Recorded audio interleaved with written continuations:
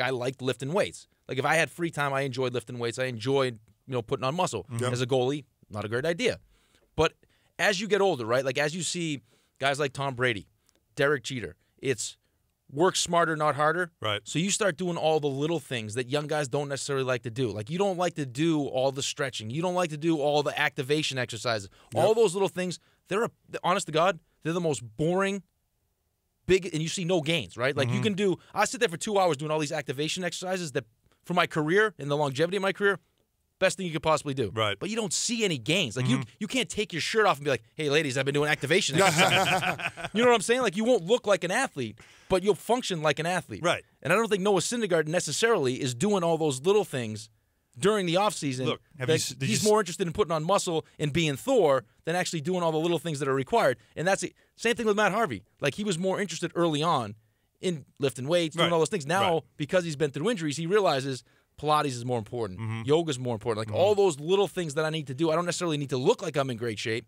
but as long as I can function the way I need to function. And that's why he got off to a good start, right? And that's why you'll see athletes that sometimes come back from injuries, come back stronger or better. It's because they're working on all those little small muscle groups, all those activation exercises, all of the stretching. There's more attention to detail because of the rehab process, and they come back better than they were Here's before. a perfect example, That's right? What you see. So when I tried to make my comeback, I moved up to Toronto, right? Now, this guy was like, let me know what you like. Give me your normal routine, what you do. And I start lifting off. Like, what exercise do you like? I'm listing all these different exercises, and then I'm like, occasionally I like to do some bench press, just to keep my chest. No, can't do that. I'm like, what are you talking about? I can't do that. He's like, well, you're a goalie. You want your shoulders back, chest, you're pushing out, so now you're going to round your back. It's not all things you never even think about. So I'm like, okay, there goes that.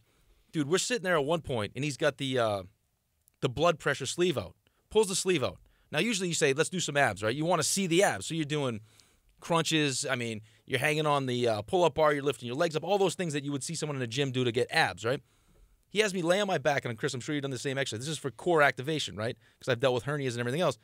Puts the blood pressure thing behind my lower back. Now you got to roll your lower back under so it engages your entire core, and then he presses it up, and you can't let it dip. The pressure dip on the gauge, and you got to just like tighten up, hold it, don't let it dip, and then you got to start moving your legs. You're not necessarily going to see any results from that. Right. But it's like that, and you're doing that for like 15 minutes, and most people will be like, what am I doing? Like, I'm sitting here doing these stupid, I'm not sweating, and I'm like just holding this pressure thing. Like, it doesn't make any sense. Right. But as you get older and you realize you need this to keep your career going, you're like, okay, I got to start doing this. As a young kid, you're like, get that stupid thing out. I'm not doing this dumb stuff.